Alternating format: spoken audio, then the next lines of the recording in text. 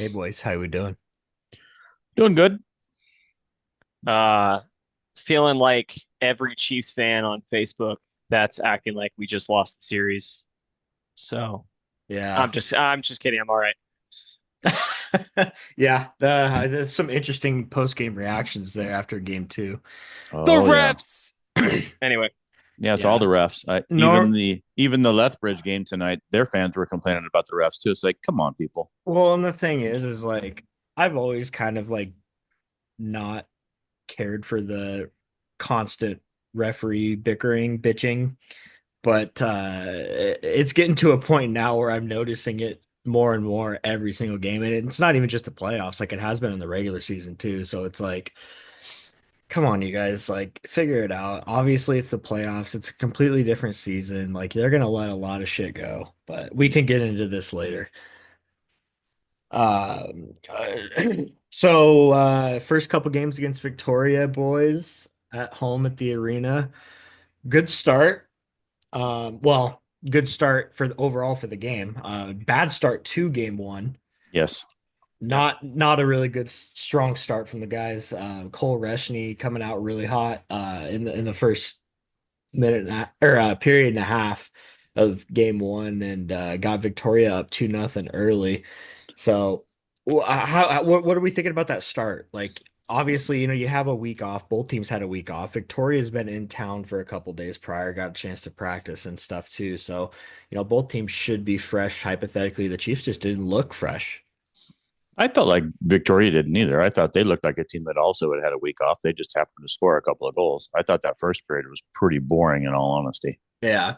Yeah, I Um, think at one point Chad and I looked at each other. We're like, yeah, these two teams look like they haven't played in a week yeah, Yeah. exactly. because they hadn't.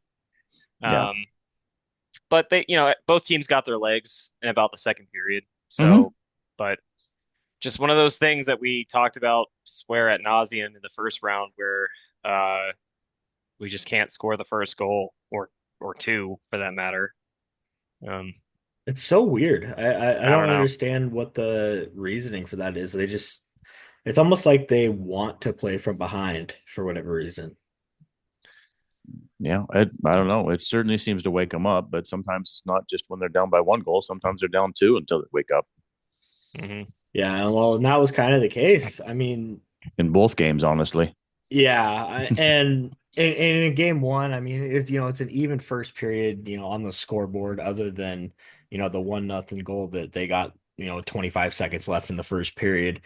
But Cole Reshney getting another one on a couple of, I mean, the first couple of goals were just bad defensive breakdowns. I mean, Hmm. there's no, it's the main thing that I've said has been an issue with this team. It's the only issue really that I see with this team is the stupid plays from defensemen. Yeah. I I, The mean, the team as a whole is not good in the neutral zone, or at least they no. haven't been recently. It's these weird like 2-on-1s that they let materialize in the neutral zone, pretty much just seemingly out of nowhere. Like it looks like everybody's in position, and then all of a sudden, bang, 2-on-1 going the other way. And whether it's somebody pinches, makes a bad decision, I don't know. But the neutral zone play in both games left a lot to be desired, and I'm sure that they talked about that quite a bit. But Probably on the whole bus trip to Victoria, honestly, because it happened yeah, again in game two a little bit too. yeah. I watched the whole Lethbridge game tonight, both them and Calgary. Everybody played a 200-foot game the entire game. Boy, it would be nice to see the Chiefs do that. Hmm. yeah, and we've seen glimpses of it. There's been a Yeah, couple of games against Vancouver where we played the full 60 and everything too. And, we came out on top of that series in five. So, playing a team like Victoria, who's got a little bit more offensive firepower up front, the team that you got to be able to get around in the neutral zone and then shut down in the neutral zone coming back the other way. Because, I mean, just in these first two games, I could almost count double digit odd man rushes for Victoria mm-hmm, in those two mm-hmm, games. And it's just, you can't let that stuff happen, especially as you get deeper into the playoffs. yeah, yeah. And We got away with it against Vancouver. We're not going to get away with it. These guys also have a better defense and a hot goalie. Uh, it's not like round one where you're just going to outscore the other team. yeah, exactly. Yeah, Johnny Hicks has been great for Victoria. Yeah, he has. I mean, you can't take anything away from him. Even in game one, I mean, he made what 53 saves or something like that Yeah, in the yeah, Hmm. the 90 minutes that we played in that game. yeah, But yeah, I mean, again, it comes down to just the wrong plays by your veteran defenseman, that plays yeah, that they can't be making. I mean, the unnecessary pinches at the line where, they make the split second decision to pinch in on the play, and then the Victoria player will poke the puck up the wall and go the other way with another guy coming through the neutral zone. So it's like you got a 2-on-1 right there, and Cole Reshney made a nice little forehand backhand move, 20 seconds left in the first period, and put them up on top going into the intermission. And that's a huge confidence boost for a team going into the intermission with a late goal with a lead too. yeah. No, I agree. Is this where we can insert my grievance for the game? Sure. Can we Let's do do it. that? Yeah. The tradition of Festivus begins with the airing of grievances. I got a lot of problems with you people. Now, you're going to hear about it. Yeah. I'm not.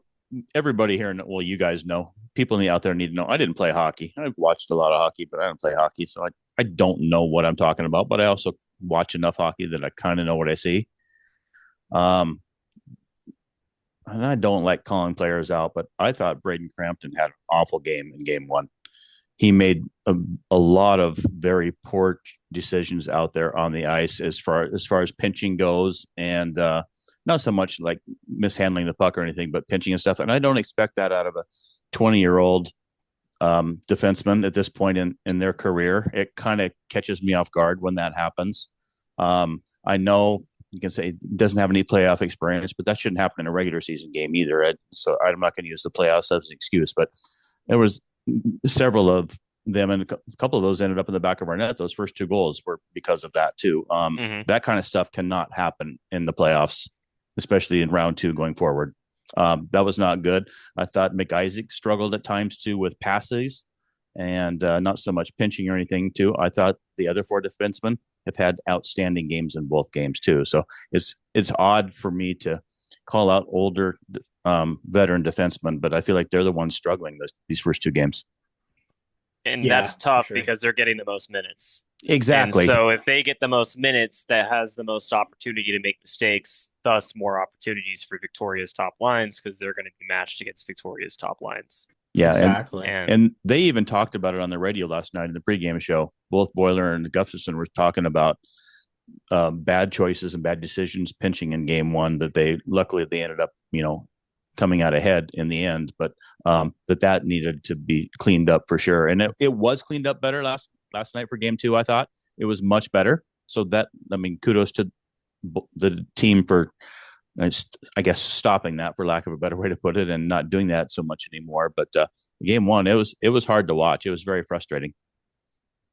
Yeah, I agree. And I think that's the main takeaway that I have. And last night at one point I turned to you and I said, I'm going to continue to say it. I really think we needed to go and acquire a veteran defenseman at the trade deadline Yeah. because, as good as this team's offensive production is, they're still really young on the back end too. And then, the veteran guys that you do have been with the team for so long, gone through, 3, 4 coaches now at this Yes. point too. But you would think that they would kind of, I don't know, take that leadership role a little bit more and step up and not make those kinds of mistakes consistently. Exactly. And it didn't dawn on me until you kind of made that comment last night too. Getting a defenseman with playoff experience, how important would that be? None of our guys have playoff experience, really. I mean, yes, the first round, the last 2 years, and 4 and done, but yeah, no winning, playoff games to bring that experience and that leadership in too. So that would have been very helpful to get a defenseman with some playoff experience. I think that's the biggest thing is our defense. That's the only thing that I'm concerned about with this team. Yeah. In all honesty, like I know our top line's going to figure it out. They had a rough couple of games here, the first couple of games against Victoria, but yeah, they a little too fancy. That fancy play does not work in the playoffs. I think they probably learned that last night of all things. I think you kind of forget about it in game one. They weren't very successful, but you come out with a win. Game two, well, we got our ass handed to them. last night for sure. And I think that they probably learned from that. It's like, okay, it's time to play basic hockey now instead of these backhand tic-tac-toe passes at the neutral zone that we turned over and things like that too. I expect them to clean that up and be much better going forward. I do too. I think they'll come out strong Yeah. tomorrow in Victoria in game 3. Yeah. But going back to the defense, we were kind of talking about some of the bad plays the guys are making. I got to commend Weinstein and Nathan Mays. I mean, I think two of the best games they've had all season. I agree. Both Sunday and Monday, game 1 and 2. I agree. Mays consistently laying the body, making these big hits at the blue line and shutting them down, making Victoria's top line scared to enter the offensive zone. And that's the kind of stuff that you got to do in the playoffs. And that's huge for Mays it's just his second full year in the WHL too, and he's already, he's got it figured out. Yeah. And Sage is a veteran 19-year-old that I think has taken a huge step up this year too, with his physical play and just his overall game. I think he's been great, and he's made the smart decisions these first 2 games. I think that those are the best games that I've seen those two play all year. No, I would have to agree with that. I only got one word to describe the two of them, and it's violence. So yeah, they were violent in like the best way possible. And you need to be. Sage got a couple of penalties through that violence that I felt, not to hammer on the refs like everybody else did, but I felt that a couple of those penalties were objectively pretty soft they were for playoffs. Yeah, that's a game 2 thing. I don't think any of that was really an issue in game 1 because the crew that called game 1, I think they did a great job. Was great. I mean, granted, they benefited us a couple times with overtime power plays, but they were tripping calls. They were right in front of obvious pretty ones blatant. You have to call. Yeah. So, I mean, did we get hosed a couple times yesterday? I mean, yeah, but so did Victoria. So they just happened to go 3 for 3, and we went 0 for 4. So I would agree with that. But yeah, no, they were violent in the best way possible, and I hope the two of them can keep that going, and I hope that the other D-men take a page out of that book going into these 3 critical games in Victoria. And honestly, how good were Shetler and Allen in games 1 and 2? I thought they were fantastic as well. And Allen, even being a 16-year-old, he's played all but one of these games so far in the playoffs, and I think he's looked fantastic. He's gotten some big minutes. He's made the smart, simple plays. Like he's got it figured out. He doesn't look as timid as he did at the beginning of the year anymore. Like he's going to be a force in the next couple of years, I think, for sure. No. Yeah, he's definitely playing playoff hockey. 100%. And that was a comment that I made to you after during game 1. It's like, these young kids are the ones that are really showing up. And they're playing the right way. You got Preston and Allen and Gillespie and all those guys. They've been in the playoffs before, not in the WHL, but in their AAA teams and whatnot. Like, I mean, they go on those long, grueling runs too. I mean, not as intense as the WHL, obviously, but it's like they know what it takes. Yeah, they're figuring it out very quickly. Absolutely. I feel like that too. And they seem very excited and anxious to play. It's the energy is there with them too. Without a doubt. And can't go without talking about this fourth line that we've had the first couple of games here, getting us on the board in game 1 late in the second period.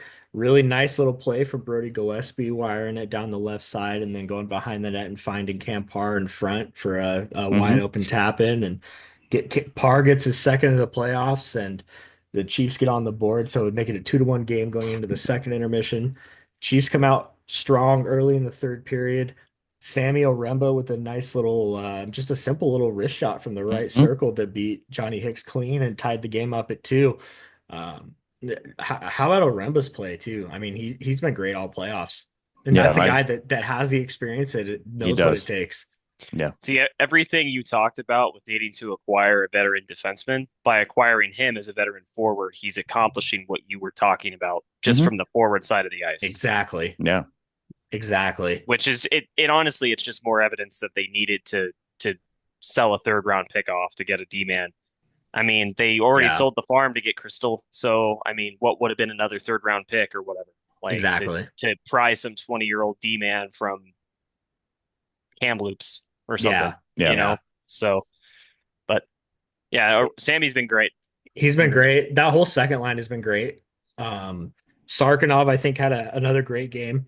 I do too. But that top or that second line was great in that game, and that was a great play by Oremba, just finding his way through all the traffic and somehow was able to snipe that past Johnny Hicks. I don't know how that got by. It was It's a a pretty hell of a simple shot. shot. Yeah.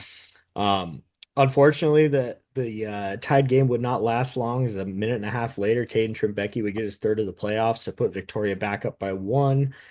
So they're kind of a little heartbreaker there. You know, you got the arena kind of pumping after we tied the game, and then just like that, it's gone. The energy sucked back out of the building, and that was a little bit of a bummer. But I feel like the Chiefs actually kind of took that and ran with it, and they kind of buckled down a little bit after that.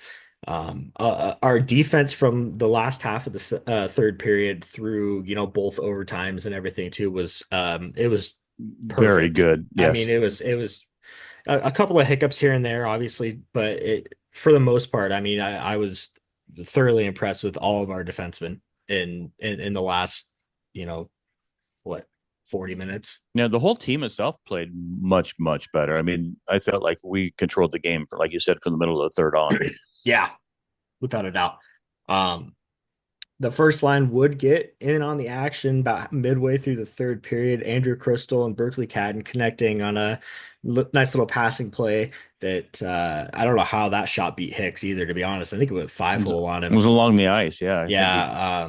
To Andrew Crystal getting his eighth goal of the playoffs, tying the game at 3, about 8 minutes to go. And there would be no scoring for another 35 minutes or so. We got to see our first dose of extra hockey in the playoffs. a long Um, time. it's been a long time since I've watched a double OT game in person. I'll tell you Yeah. No that. kidding. First overtime, I think the Chiefs kind of I mean, honestly, the Chiefs dominated the entirety of the extra times. Yeah. Especially that first overtime. I mean, they were throwing shots on net. Johnny Hicks was making these crazy saves, and you know, we're missing the wide open nets, which is another issue that's kind of been going on in both games. But that one play where the puck was like up in the air in the crease and was starting to go in toward the net, and you could Yeah. see it, and we were all right there. I don't know whose stick that was for Victoria that saved that, but that was a hell of a save. It was. And I don't even think he meant to do it. It looked like he got his stick lifted, like it Yeah. was, and it just happened to catch the puck as it was arcing in, Uh-huh.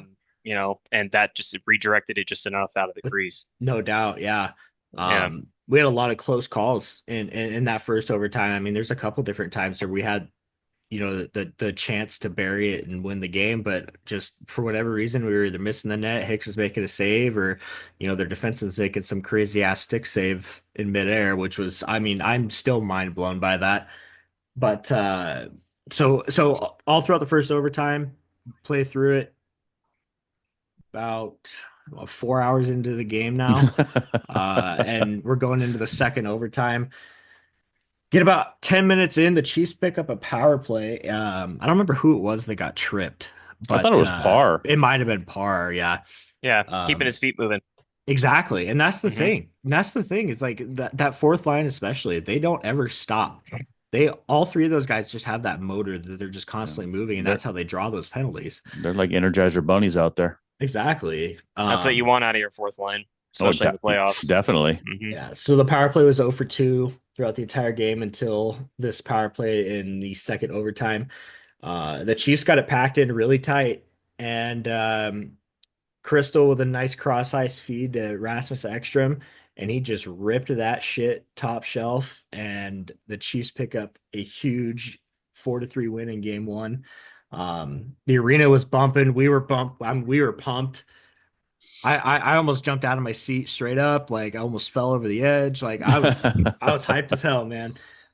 Huge win, and I think especially after going down 2-0 early, I think that outcome of that game is, you know, a huge confidence boost for the team. Oh, absolutely. What were your guys' overall thoughts on the game, on game one? You know my frustrations. I've already aired those, but to come out with a win was definitely exciting as a fan to see that. I mean, you like seeing overtime hockey anyway, but to come out on top is a definite plus for sure. And they did get better as the game went on.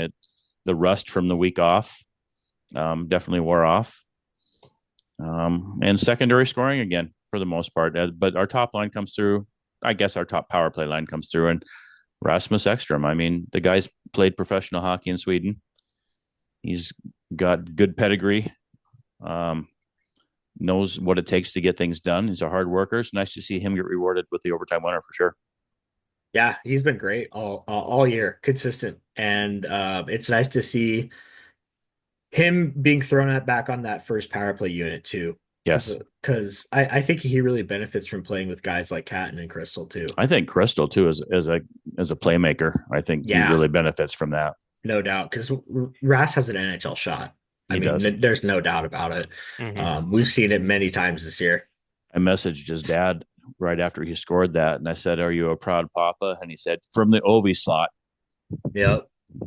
Love it. And it was. And it was a a perfect snipe, just like Ovi would from right there. So Ekstrom getting that game winner. The arena's pumping going into game 2 on Monday night. We get a little bit of a shock right before the players make their entrances. You know, the lineup card came out and they had Dawson Cowan starting in net. And then they were introducing the starting lineups, and they said from Okotoks, Alberta, Carter Essler, and I just kind of looked at like, what? Like We were all stunned. Yeah, like we were making a couple of speculations. You know, we got 3 games in 4 nights coming up here the next week. Maybe you're trying to give Cowan a little bit of a rest, especially after playing the extra hockey the night before. You know, but I mean, I was lost. I was confused as hell. And then I had, a couple people message me right away, like, where the hell is Cowan? And it's like, I don't know. I'm not in the locker room, but so I asked around to a couple people, and uh, one of my buddies that I play street hockey with said that he took a puck to the face in warmups and then immediately went and talked to Essler and then went off of the ice and didn't come back out. But I noticed that he's still sitting on the bench down there. So hearing that, I heard that his eye was swollen and he's having a little bit of a hard time seeing, so that was an issue. It's got to be exciting and also terrifying for Essler at the same time, because up until 10 minutes before you're making the starting lineups, you're thinking you're sitting on the bench for the game. Mm-hmm. And all of a sudden it's like, oh shit, I'm getting thrown into a WHL playoff game at 16. So a little bit of a shock there. I feel like that, I don't know if that really had much of an effect on the team's overall performance, because I think for the most part the team played well. Me too. There was just a couple of things that really need to be adjusted, I think, going into game 3. Special teams need to be adjusted a little bit. Our power plays, obviously we scored that power play goal in overtime in game 1. Our penalty kill was absolutely abysmal in game 2. It was atrocious. It was horrible. And starting talking the game about Esther, I don't feel like it was his fault at all. No, it wasn't. None of the goals are really his fault, except for, maybe one that he'd like to have back, 1 or 2. But I feel like maybe the 5th one was the only one, honestly. Yeah, and the power play goals, I mean, in game 1 and then in, the games against Vancouver, we see the forwards and all the penalty killers just laying out and blocking shots. I didn't see much of that in this game, which was a little bit surprising to me, because you think that those guys would be a little bit extra protective over a 16-year-old goalie playing in his first. Oh, absolutely. Game. And I told you I expected that when the game started. Yeah, and I did too. In all honesty, I thought that that's kind of how that they should be playing. Yeah. They should be playing a full 60 minutes, and it's just like, I don't know. I didn't see any of that from any of the penalty killers, and in turn, Victoria goes 3 for 3 on the power play. Yeah, well, and to be fair, at least those first 2 happened so quickly, we didn't have a chance to block any shots on those, because that's true. Those pucks were in the back of the net very quickly. 12 seconds. Both of those goals were identical. They won the draw, went around a little bit, back to the point, found an open lane, shot top corner. Essler, probably with a screen. I don't know. Didn't really have much of a chance. They were both clean shots. One thing that, and I've joked about this during the games a couple times, I'm tired of getting gaslit by these stat sheets saying that we're even with faceoffs. It does not feel that way. I know I said this in the Vancouver series too. We're I, Maybe it's the critical faceoffs that we're losing, so it feels That even is, worse. I think that's it is. exactly what it is. But I think it is. that was the primary difference to me last night with special teams, especially when it comes to power play and the penalty kill. That first initial faceoff is so critical. Yes, it is. Whether you're the PKer or on the power play. On when we were killing penalties, Victoria was winning that faceoff and scored 12 seconds in twice. Yep. And then, the third power play goal was in the latter half of the power play, but regardless, still losing faceoffs in the power play or on the PK, sorry. And then when we would go on the power play, we would lose the draw, puck goes down, and then you spend 20, 30 seconds trying to get this entry. First entry doesn't go so well. They feel like they got to maybe dump and chase a little bit. They do the stupid slingshot power play that all of us hate, when you could just send Catton up the middle with speed or whatever. And then you're spending all this time chasing the puck and trying to get set up. And then, you make a mistake, puck goes the other way. Second power play line comes on, cycle continues. And then I look at the stat sheet and they barely edged us out on faceoffs. And it doesn't feel that way, at least watching the game. So I don't know if both Vancouver and Victoria just have better clutch faceoff personnel than us, but in the critical moments, it feels like we lose every draw. Without a doubt. And that is another thing. That's another little margin play that when it comes to playoffs, you have to win on the margins. And they're not, even in the first game, in game one, you can make an argument that they didn't do a very good job winning the margins. Maybe in overtime they did, but for the first three periods, I mean, let's just call a spade, boys. We haven't led a single second in this series. Yeah. We won game one in overtime. Doesn't count as a lead, really, at least. Exactly. We've been behind in chasing for, I don't know, 120 minutes, 108, something like that. 100, I don't know. Yeah. And they're losing on the margins against Victoria, and they got to find a way to swing some of that stuff back in their favor because it's not looking good in that way. Right. But right. That being said, I do feel that they played a pretty good game in game two. It just felt like we couldn't find the back of it. It's just, it's one of those games. You can't find the back of the net, and everything that they do works for them. Yeah. It wasn't our night. The hockey god's got a funny way of working. Yeah, that's why I'm not sitting here and saying the sky is falling, but there is some trends I've been noticing. I know you guys have too, but that these trends keep happening, and Victoria is able to take advantage of it. Vancouver could not take advantage of these trends, at least not to the extent that Victoria could or can. Notably being face-off percentage and neutral zone play. That's been my two biggest gripes this series so far. And a lot of that neutral zone play circles back to a couple of defensemen that we feel have been playing not so well compared to their counterparts wearing a white and blue jersey.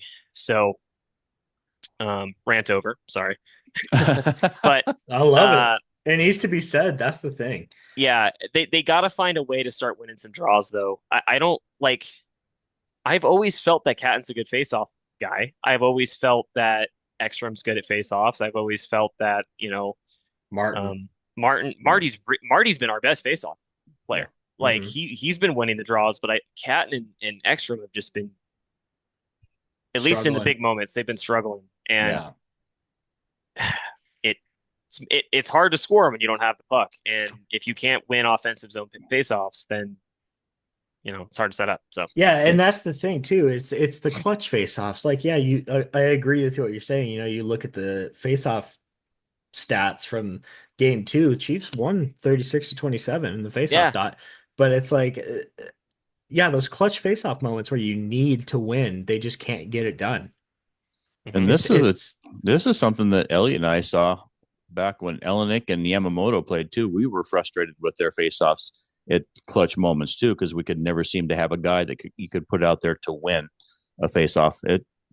I mean, we've seen it for what, 8 years Yeah, or so. at least. And it's just something that we focused on, and it's definitely prevalent the last 2 games for sure. We kind of forget about it in Vancouver because we ended up winning that series, and it's kind of in the back of our minds now and already passed. But it happened then too. It did, yeah, no doubt.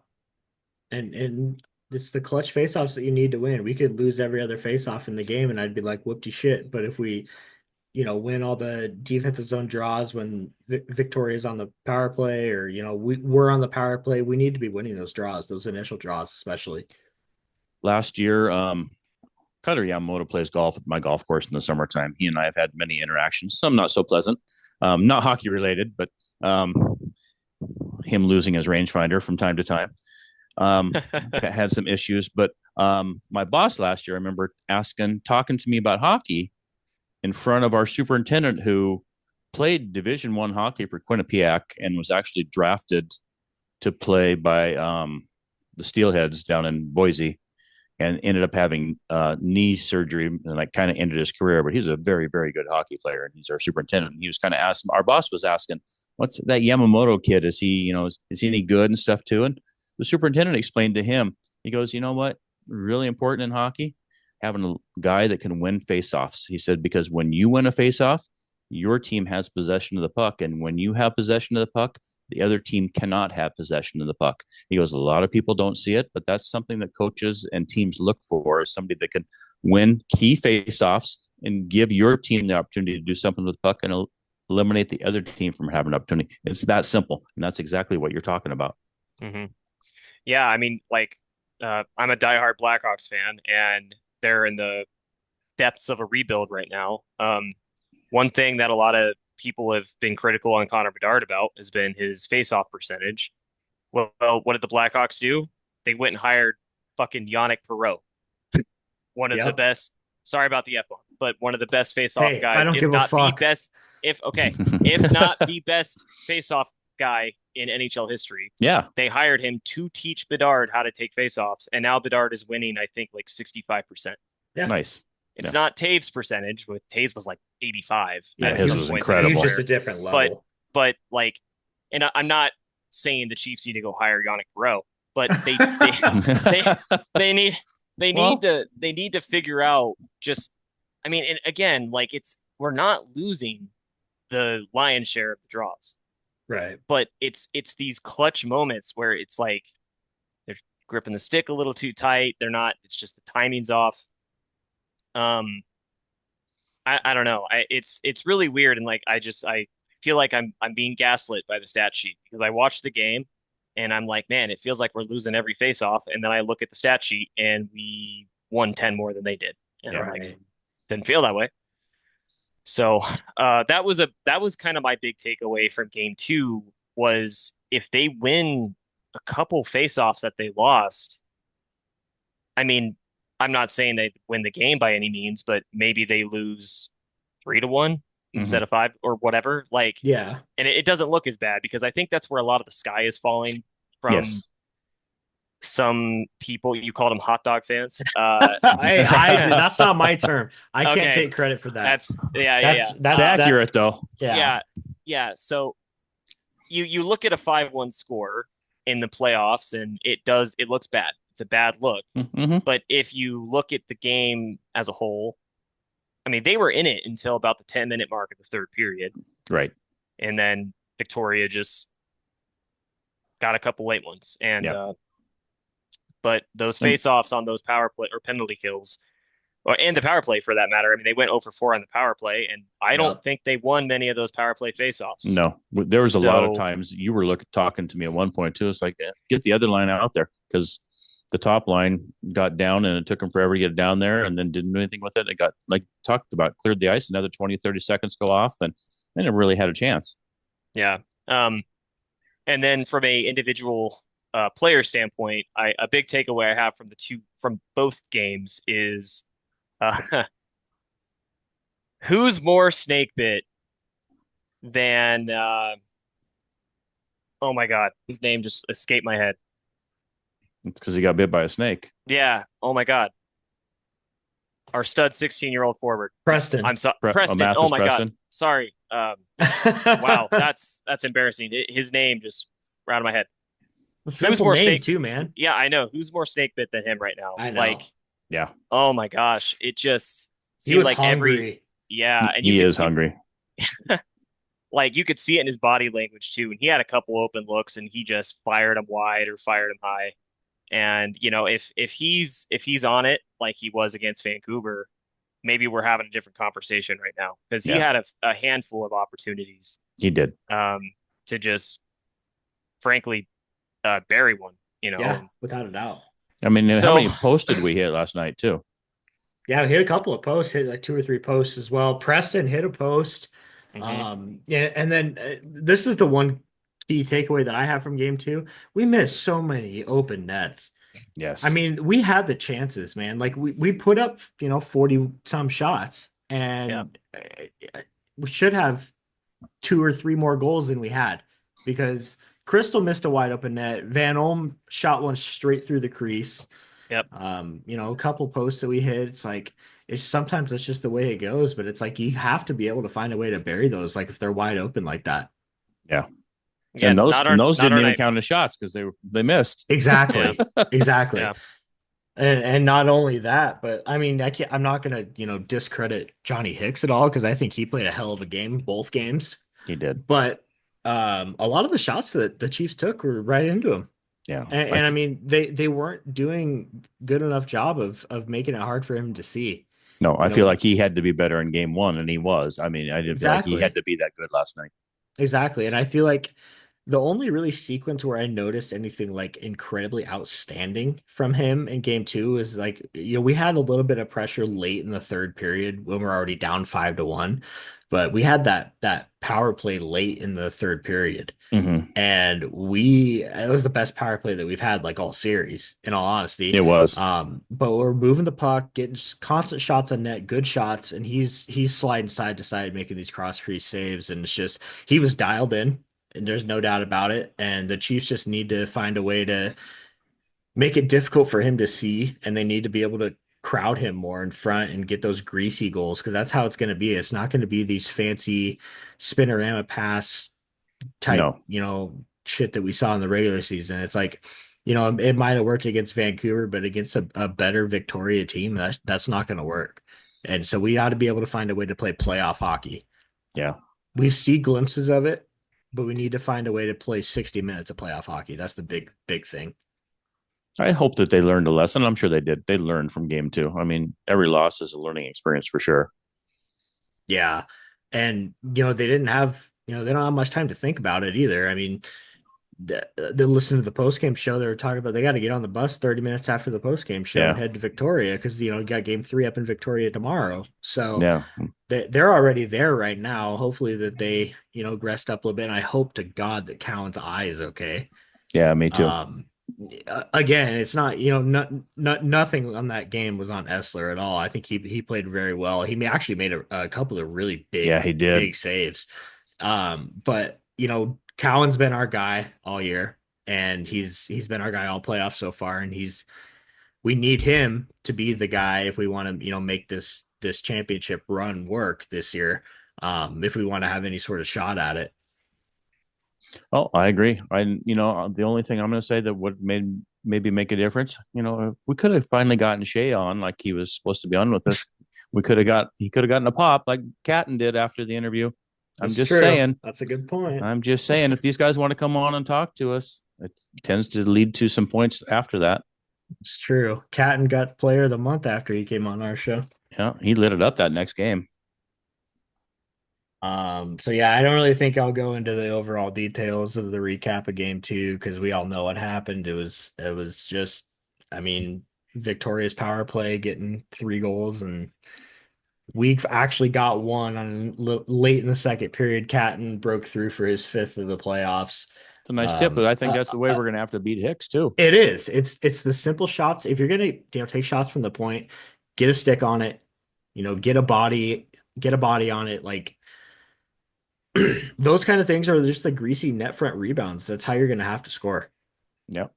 So I think that's how they're going to have to get it done, especially if Hicks is going to be playing on his game like he was. No, I agree. But that's all I got to say recap wise. If we got to go into any more grievances, now would be the time to do so. No, Well, just tale as old as time. Run into a hot goalie. I mean, yeah. that's what it takes in the playoffs, and it looks like they've got a hot goalie. So just simple shots, deflections from the point, not passing it 3 times when you really only need to pass it twice or even only 1 time. Yeah. Uh, Getting bodies to the net. And shout out to my dad real quick because he's a huge hater of the shots on goal stat. He absolutely cannot stand when people are like, "Oh, well, we outshot him 25-5." My dad hates that stat. He only cares about the scoreboard. So my Well, dad and listens a little it's bit. Shout true. out, Dad. We the his grievance against the shot on goal stat reigned supreme last night. So Mhm. Yes, very much so. And I saw his comment on the post about people complaining about the officiating too. I thought that was really, really well said. yeah, I've always loved talking hockey with your dad. Your dad knows his shit. he's been watching it since the mid '70s. Yeah, Chicago Stadium, going to Blackhawks games. he So knows his stuff. yeah. The one last kind of final thing that I have that I want your guys' opinion on too. I know we kind of talked about it sitting down last night, but I think that at least for a portion of this next game three here, they need to split that top line. Yeah, and that's the one that was my grievance that I was going to have in the podcast too. The last couple of games of the regular season, Lauer toyed with changing things up, and they even talked in the post game show after one of those games about it. Doing that, so down the road in the playoffs, we kind of see what works here, and if we need to change something up, we kind of can see what worked, what didn't work, and be Topper even said it in the post game interview. He said we can go back and say, we did that one game, and those two guys seemed to click really well. Let's try that. I'm curious as to why that was not tried last night. Yeah, me too. And the issue that I think that they're going to run into with that is all the three other lines are playing so well together. Yeah, So it's like, do you want to risk messing those lines up just to get your top line going? Like, is it really worth the I risk? hadn't I, thought I about think it that. is. Personally, it's because it could quite frankly be as simple as switching, I don't know, Sarkinov and Crystal. That's what I was going to say. Yeah, Sarkinov to 1, Crystal to 2. Yeah, and put yeah, Crystal on the second line with Sammy and Ekstrom. Ekstrom and Crystal so well together. and you don't have to do it for the whole game. Just do it for a couple of shifts. See what happens. It's not like it Exactly. has to be a permanent thing for And sure. maybe you catch Victoria off guard and get a favorable matchup. Exactly. Exactly. And And that's the thing. And that's we the had thing. we had that being home ice. We had the opportunity to do that. Yeah, Mhm. exactly. And that's the thing is like games three, four, and five, they're in Victoria. Victoria is going to have that last change. So Yeah, they have the ability to get the matchups that they want. Let's not let them pair their top defensive line against our top scorers. You have Andrew Crystal on the second line with Rass, who is, put up 20 plus goals this year. And Sam Oremba is one of the, most veteran players that we have on the team. He knows what it takes. I think that's a dangerous combination if you put those three together. And, Sarkey can play on any line on this team too. yeah, he can. Um, He's very very versatile. and I think he would go well with Catton and Ulmer because He I feel played there for like a while he did, earlier in the yeah. year and Yeah, he played very did. well. Yeah. And Lauer did kind of toy with some of the other lines a little bit last night for just like a shift here and there. Like I saw Preston up on that second line Mm-hmm. and Sarkey back with Harrington and Martin for a couple of shifts too. So I wouldn't be surprised to see if they do that tomorrow. I think that it potentially could be a huge benefit for their success. Yeah, but I think you're right. The maybe downside of that is look at the game where Crystal was suspended and sat out, and he had to move lines around. I didn't feel like we are very good that game. No, we weren't. In all honesty, because people looked a little out of place. So you're probably right on that. Yeah, so that's the one thing that I would be concerned about with that. But I think that if you want to get that top line going against this Victoria team that seems to have figured that line out, you have to switch something up. I mean, Yeah. something has to, even if it's just, moving one player off of that line for a couple of Mm-hmm. shifts here and there. Like you got to be able to adjust on the fly in the playoffs. And like you said, they have home ice now, so they get the last change against that top line. They can put out there whoever they want. Exactly. So, yeah, huge game tomorrow. Biggest game of the year, no doubt. No doubt. Yeah, I'm just really hoping that, Callan's able to go and everybody kind of comes out and plays a full 60 minutes, especially on our back end. I think, in game two, the defensive pinches were better than they Hmm. were the night before. I think that I'm sure that they kind of got a talking to about that, Yeah. but we still give up too many odd man rushes. Yeah. And that kind of stuff we got to buckle down on. It's defense. Defense wins championships. Yeah. So that's the biggest takeaway that I have. I'm curious to see what they learned from game two and how they come out differently for sure. Yeah, huge game. Well, and in general, I mean, with it being a 2-3-2 series, since we split with them at home, Victoria has effectively snagged home ice from us. In Yeah. fact, yeah. So, going to the island, it feels pretty imperative to take 2 out of 3. Um, you know, obviously you don't want to come home for game 6 down 3-2, but you also, I mean, there's a chance that there is no game 6, obviously. Exactly.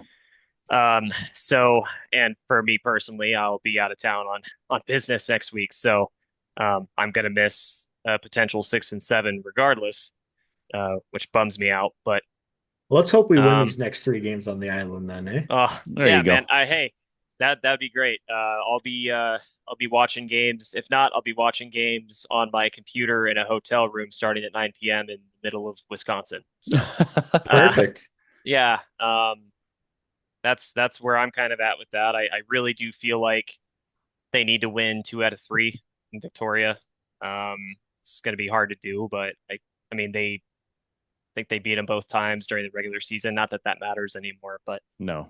um, yeah, I feel it's pretty big to snag home ice away from them because of the 2-3-2 setup. And I think winning this game tomorrow is like you have to win that game Yeah. tomorrow. That's the biggest key. Whoever Feels that wins it way. definitely gets the upper hand for sure. Yeah, you Yeah. have to win that. And I mean, especially with the next 3 being in Victoria, winning this first game, that's gonna boost us up a little bit more than them too, even though they have the home ice with the crowd and everything too. But we have to win that game tomorrow, especially after that, what happened in game 2. You got to be able to get those clean shots on net. And from an attendance perspective, I don't know how well they sell, but they get a Friday and a Saturday. Right. So Yeah.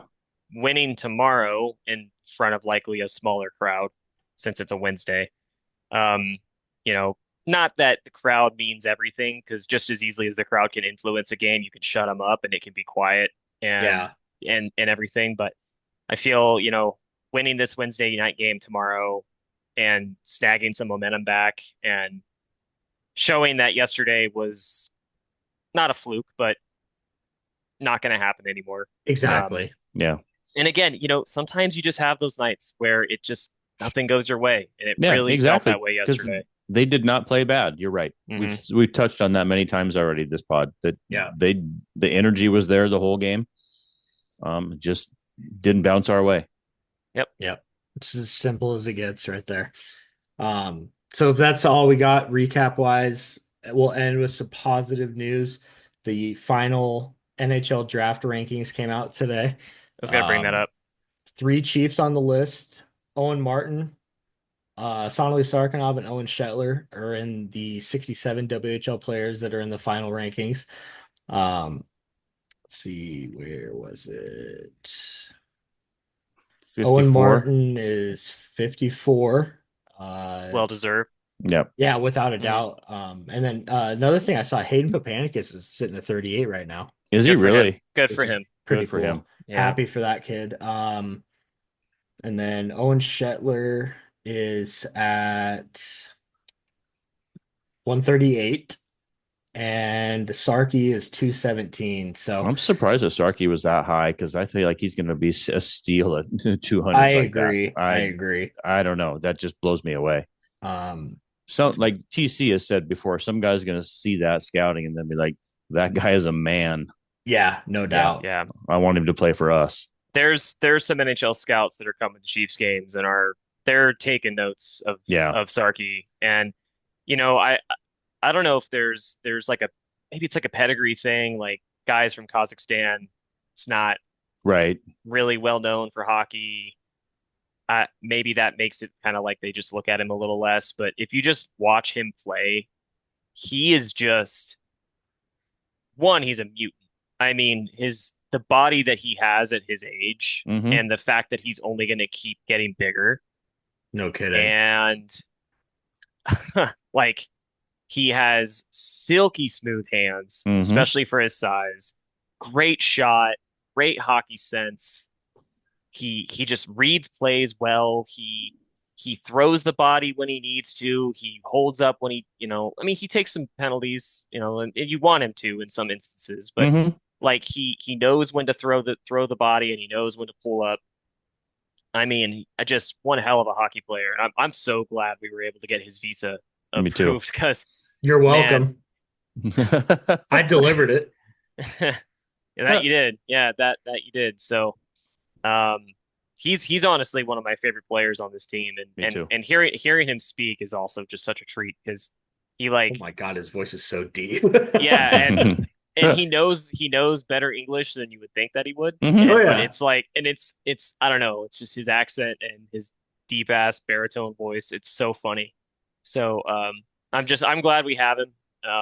And and on that central scouting topic, I mean, how nice is it that every year Chiefs are on that list for so long, even when we were pretty good, but like making things work with less, it seemed like guys were like Chiefs were never getting drafted, or if they were, it was like sixth or seventh round picks, kind of just throwaway picks, guys that are going to go just live in the ECHL Right. for their whole career. Man, Suitcase guys. yeah, it's so nice having players relatively high on the central Yeah. scouting list and getting drafted. And Preston, shout out. Sorry, I forgot your name earlier. He's going to go probably top 3 in his Yeah. draft if he keeps at this pace. I mean, He's projected number 2 right now. yeah, It's pretty incredible. Shout out Bardsley. The future, regardless of selling the farm to get Crystal, the future feels like it's in such great hands. And absolutely. I mean, it's about sustained success. You look at what Portland has done, and no matter who they trade or who they acquire, whatever they do, they're always in it. I mean, right now they're playing Everett. They're up 2-1 with 3:45 in the third period. I mean, they're always there. They never go away.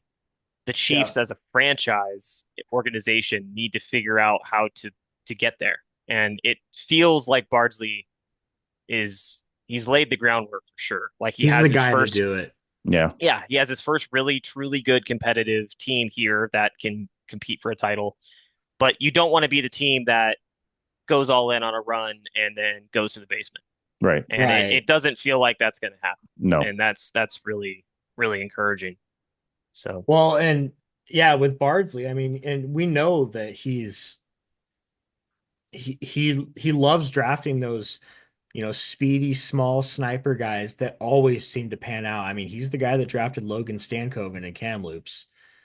yeah, A handful of other players too, and he hit the fucking lottery with Preston. I think because Preston, the fact that he was 3rd overall in that draft is mind-boggling. How he was not taken first overall, I don't understand that. Yeah. And I didn't know until you told me that Prince Albert had the first 2 picks in that draft, Mhm. and they overlooked him twice. They've got to be just kicking themselves. Yeah.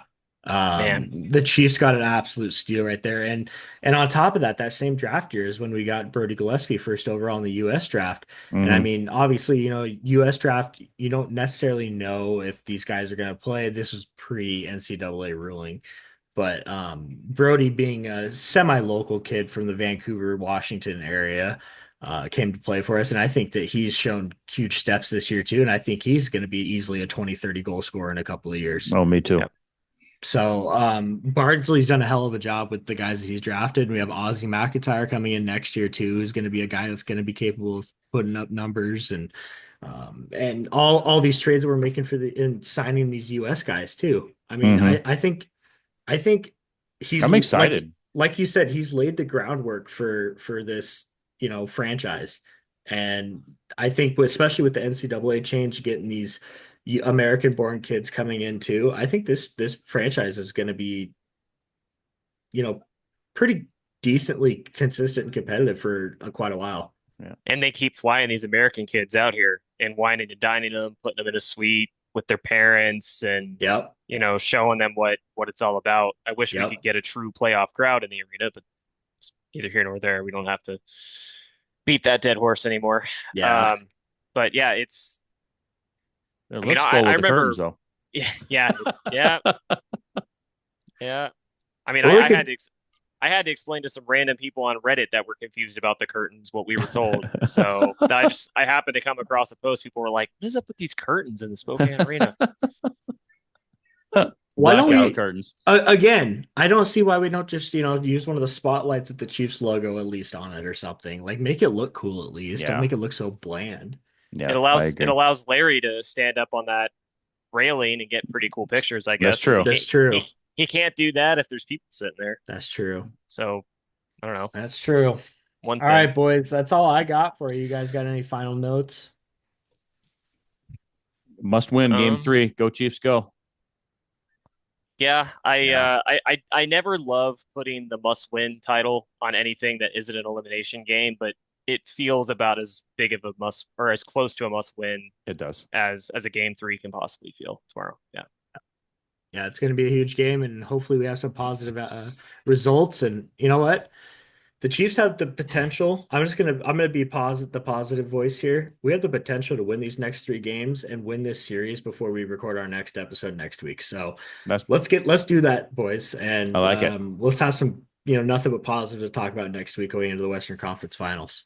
Works for me. For the sake of my sleep on this business trip to rural too. Wisconsin, that would be incredible because then I wouldn't have to watch 9 p.m. puck drops. That too. They go into double overtime. Oh, please. Dude. Don't know. I gotta be in the I gotta be in the hotel lobby at like 5:30 in the morning every day. I can't be doing that. I'd be rolling down there with your laptop watching the end of the game. Jesus. Yeah, probably. But I would do that though. I would stay. There you go. I would hate myself. True fan, right That's there. it. True yeah, fan. I mean, that's not. He's not a hot dog fan. Who else but me in the state of Wisconsin? Yeah, watching WHL playoffs on Victory Plus. Exactly. Shameless plug. They're not paying us anything. There's no sponsorship dollars here. There should be. There should be. Shout out Dallas Stars. Pay us some money. Is ever going to tie this game, boys? I hope Everett ties it and goes into overtime because we know what happens in overtime. Oh, I want Portland to win these next 2 games. I want this game series to keep going. Wear them out. I hate Portland enough that I just like them to lose no matter what. I guess we can watch out the rest of this game before we... There's 30 seconds left? Something like that, yeah. There'll be a timeout here now, I'm sure. Yeah, you're probably right. We'll wrap it up. All right. Go Chiefs, go. Go Chiefs, go. Go Chiefs, go.